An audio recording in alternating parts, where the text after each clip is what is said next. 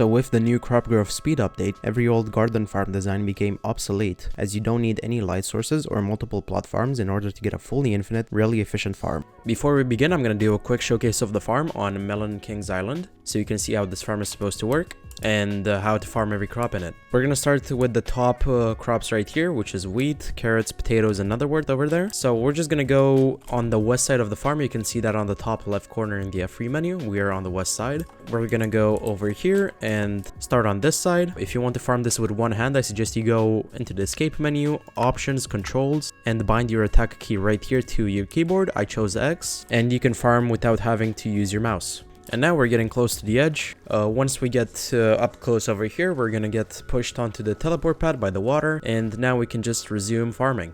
And this is how all the top crop farms work. You just start over here on the west side, you go like this, and once you reach the end, you're gonna be teleported on the other side right there. And now I'm going to show you how this part of the farm works. You have to go in here by this hole in the glass. This glass seals off the farm from the rest of the garden so you don't fall out accidentally or the water flows out. First, we're going to farm some pumpkins. We want to be angled by the trapdoor over here. So as you can see, you want to angle yourself just below the trapdoor. And after this, you just want to go break pumpkins like this. As you can see, I'm reaching all of the free pumpkins. I can break them all. And now once we reach the end, we're going to get pushed by the water on top of the teleport pad, and we're going to get teleported back. And like this, we can just keep farming. So now I'm going to show you how you can farm the sugarcane. You just want to go in the same spot as the start of the pumpkins and go on the slab over here. You want to use the angle and the speed in the description. I'm not going to tell them in the video right now because they might change, they might not. So please just go check it for yourself. So now I'm angled perfectly with the speed as well, and I can break all of the sugarcane in the back.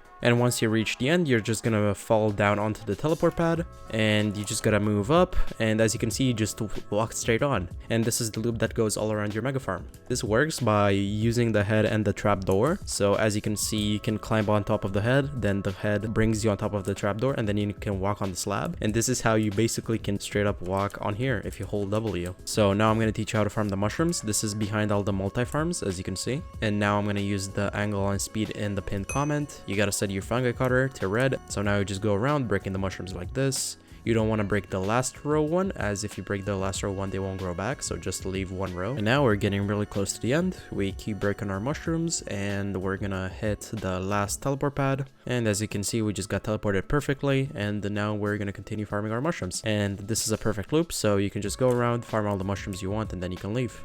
Now I'm going to show you how to farm the cactus. It's very simple. You just have to go in the same spot as the pumpkins and sugarcane. You want to push yourself onto the pumpkin block right here, and you want to angle yourself towards the second block of cactus right here. And you just have to keep going like this until you reach the end. And now we're almost reaching the end teleport pad. We're going to get pushed onto it and keep farming. Here's how you can farm the melons. Instead of going to the start spot for the pumpkins, you will have to go to the end of the pumpkin row or sugarcane and start from here. You want to start from the end of the other farm. You want to angle yourself right here and just break all the melons and go like this. And you're just going to keep farming like this until you reach the stair on the bottom. You're going to get pushed into the teleport pad, and this loop continues all the way to the end of the farm. And for the cocoa beans, you'll just have to go to the starter side for all of the normal crops. You'll have the speed angles in the description. I'm just going to angle myself real quick. And now you just want to farm like this until you reach the end. Now we're getting really close to the end, and once we do, we're going to get dropped down on the teleport pad, and we can just keep going and farm. Before building, please keep in mind that you will need garden level 12 to get the plus 110% crop growth speed boost in order for this farm to be infinite. You can still build this if you don't have it, but you'll have issues with the growth of crops until you get level 12. Let me explain how you need to unlock your plots in order to build this. First, go to your plots menu and the desk. You will have to get 2 rows of plots that are 5 plots wide for this to fit, and you can do this horizontally or vertically. It's your choice on what orientation or spot you want to build, but I chose to do it vertically as unlocking plots is hard on my stranded profile. So now that you have your plots ready, I'll show you how you can use the Litematica mod to make a hologram of your farm on your garden in order to make this really easy to build. I strongly suggest you install this, as I will be using it throughout the video to build the farm, because this design is really complex and you can mess up easily if you're not an expert. Please just get this, it will save you so much pain. To get started, go into the description and get the download links for Fabric, the Fabric API, Litematica, and Malolib. This will be a modded install of the latest Minecraft release, as only new versions work with Litematica. You will only need to use this for the farm building, and you can switch to your default modded install afterwards. To download the mods on CourseForge, click on the arrow next to the install and click on the download file button. This will give you the .jar file that you need.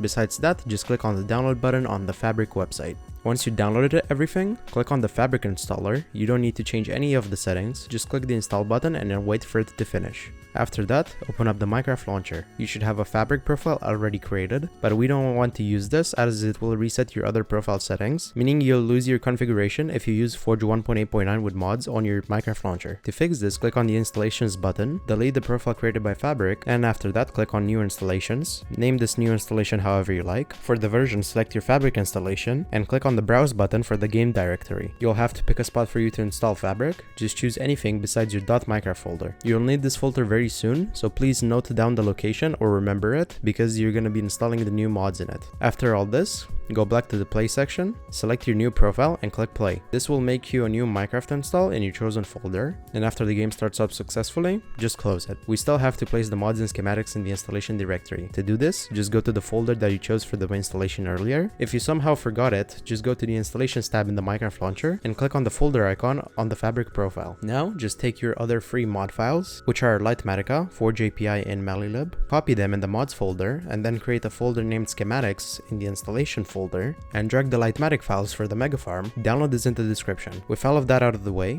you're done. If you installed everything properly, you can now connect to Hypixel with the Fabric install, and when you press M on your keyboard, the Litematica menu will open. And now I'm going to give you a quick recap on how to paste the schematic files and use Litematica. So we want to go to the left bottom corner of our plot to paste this farm. It's going to be right here for me. After this, I'm going to press M on the keyboard. The Litematica menu will show up. Click on load schematics right here, and then click on the MEGAFARM final schematic. You should have this schematic right here if you followed the Litematica. Now we're going to click on load schematic, and the schematic should load. If the schematic loads in an incorrect place, you can rotate it by going to the Litematica menu by pressing M. Go to schematic placements. This is the top button right here. After this, click on configure right here, and this will allow you to change everything about the schematic placement. We're going to click on the rotation button right here until the farm is perfectly placed. And as you can see, now it's placed in the correct spot. If you want to unload the schematic so it doesn't show up anymore, you just press M again, go to the loaded schematics menu, and then click on unload. And also, if the schematic doesn't show up on your farm for some reason, just click reload and try to reload the schematic. I'm gonna unload it for now, so just click on here, and as you can see, the schematic is gone. Also, quick tip, you can load as many schematics as you want at a time. It only depends on your computer strength. So now if I just go over here, click on the schematic file, unload it. As you can see, 2 schematics have been loaded, and I can go back into the menu, click on loaded schematics, and then I can unload one of them. Now that you got your Litematica set up, I'm going to teach you on how you can enable the layer mode so you can choose how many blocks you want to enable on your schematic. This will help you when you want to build the farm, as you can just see the base layer of the farm, and then you can toggle the second layer, complete this one, after this toggle the third, the fourth, fifth, and so on until you reach the top of the farm, and you can see it all fully complete. This is really helpful with building, and I'm going to show you how to do it. So first, you want to hold M and press page up. This is going to change your layering mode. You want to click M until you can see on your action bar where the Hypixel Skyblock stats are shown. You're gonna click M and page up at the same time until you enable the all below layering method. And after this, you're just gonna press page up and page down on your keyboard to move the Y coordinate. And as you can see, I can disable and enable any layers until the top, or I could just go back to the bottom and only enable the bottom one. And this is how I'm going to build a farm.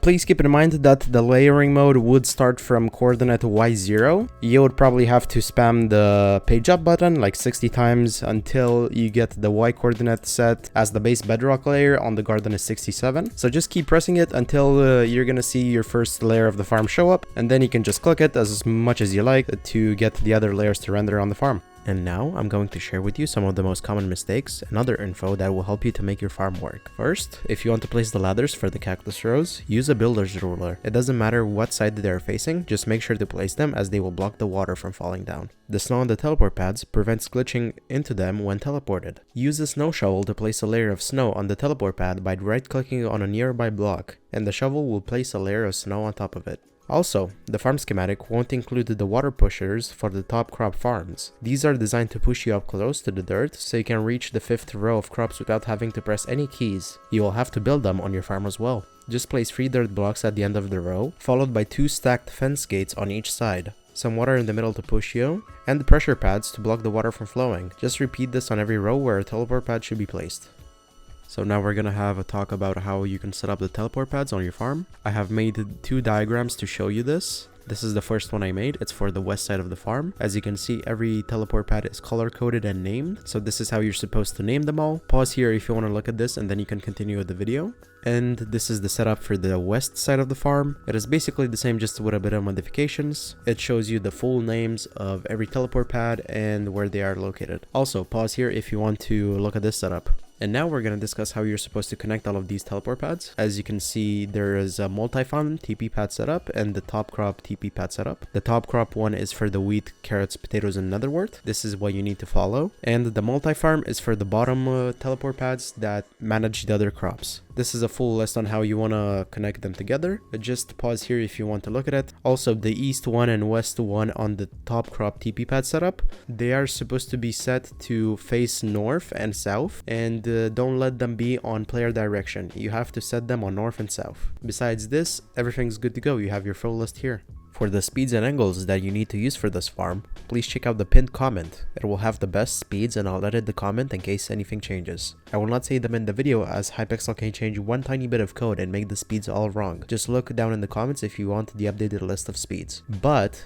I have a surprise for you. There's a trick to get over the 400 speed limit without buying a racing helmet, which costs over 1 billion coins if you want to farm Cactus. The legendary Black Cat grants you +1 speed over the limit if you have it equipped, but this doesn't work in farming if you want to have the elephant pet summoned at the same time. Unless you set your rancher's boot speed cap higher than the normal limit while you have the Black Cat equipped, then switch to the elephant pet. This actually works, and you don't even need the racer's helmet for the same effect, saving you almost 1 billion coins. Well, this video took a lot to make. I want to thank you for watching all the way to the end. If you're interested, I have this video for you to watch. It's a farming fortune guide which will teach you how to make the most coins while farming in the garden. Thank you for watching again and have a great rest of your day.